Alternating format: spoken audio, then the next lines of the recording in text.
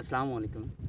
अच्छा, कल दी जिहड़ी वीडियो मैं पाती है वेले मुंडे दे हवाले नाल उहदे उत्ते जेहड़ा तुसां प्यार दित्ते उहदे किते बहुत बहुत शुक्रिया।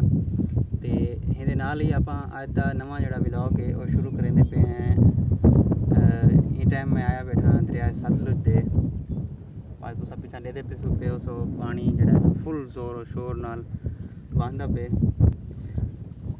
अज की जी वीडियो है वो बहुत ही मज़ेदार थी होने वाली है। तो वीडियो शुरू करने तो पहले मेरे चैनल को सब्सक्राइब कर गिनो तो वाल करें अज की मज़ेदार वीडियो शुरू। अच्छा, सर ये पिछों कुछ दोस्तों ने खबर फैलाई हुई कि दरिया के पानी कोई नहीं या कुछ ने फैलाया कि हाँ सही बंद टुटते पे या फलां तीदा पे टिमका तीदा पे, कुछ भी कह नहीं। पानी है लेकिन इतना कह नहीं कि कोई खतरा हो। फिलहाल तो कोई खतरा नहीं नज़रता पिया। मैं इतने किनारे के उत्ते ही बैठा थी दरिया सतलुज दे। फिलहाल कोई खतरा तो कह नहीं। अच्छा, एक खबर गर्दिश करें पी कुछ दियाँ तो इस्लामी यूनिवर्सिटी के हवाले नाल उनके किते मैं सोचे उनके बारे तो मैं भी कुछ दसा देवां कि मैं खुद भी इस्लामी यूनिवर्सिटी का स्टूडेंट हाँ। लेकिन वो आदे ना कि जो करे सो और जैसो एक ना एक पछतावना पौंदे। गलत काम का गलत ही नतीजा होंगे, बुरे कामों का बुरा नतीजा होंगे।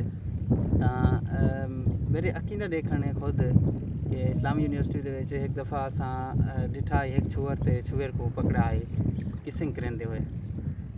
तो उन्होंने वालदैन को जरे वेले सद्या ना यूनिवर्सिटी के प्रोफैसर वगैरह ने उन्होंने जरे वेले उन्होंने वालदैन को सद्या। तो उन्होंने पता है क्या गल की है। उन्होंने वालदैन का आखान है कि भाई साढ़े बाल जड़े हैं ना वो यूनिवर्सिटी के पढ़न किते आन ते तुहारा काम सिर्फ पढ़ावन है। तुहारा काम सिर्फ पढ़ावन है, बाकी वो क्या करें कित्थां रहन कित्थां वेन उहदे नाल तुहारा कोई ताल्लुक है नहीं। या तो सर को हुण लड़की का वालिद थी ते ये जानते हुए भी कि ये मुकाला मिलेंदे पे ये काम करेंदे पे तो वल भी उनके अल्फाज क्या हैं कि असा अपने बालों को तुहारे कोल पढ़ावन किते भेजेंदे से तो तुहारा काम भी सिर्फ पढ़ावन है। इहो समय कमां दा वल इहो ही नतीजा निकलना ही। हुण रोवण दा क्या फ़ायदा। जितने भी यूनिवर्सिटी तलबा पढ़ते गिन और सारे हिको समय तक यानी सारे को हिको समय नहीं आता।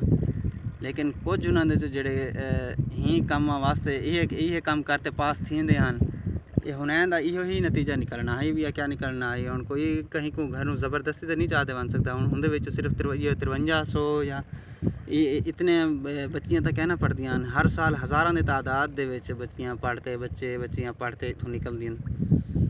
तो जितने भी वीडियो वायरल थे ना इन्हां दियां सारे मेरे ख्याल नाल तो सारे ही कमा वाले ही हैं। क्योंकि जिहड़ा इज्जतदार होंदे ना वो भावें फेल थी होना वो मुनासिब लग सी, लेकिन ई काम वास्ते कड़ा भी कहीं सूरत भी राज़ी कहना थी सी। बाकी सच क्या है झूठ क्या है अल्लाह को पता।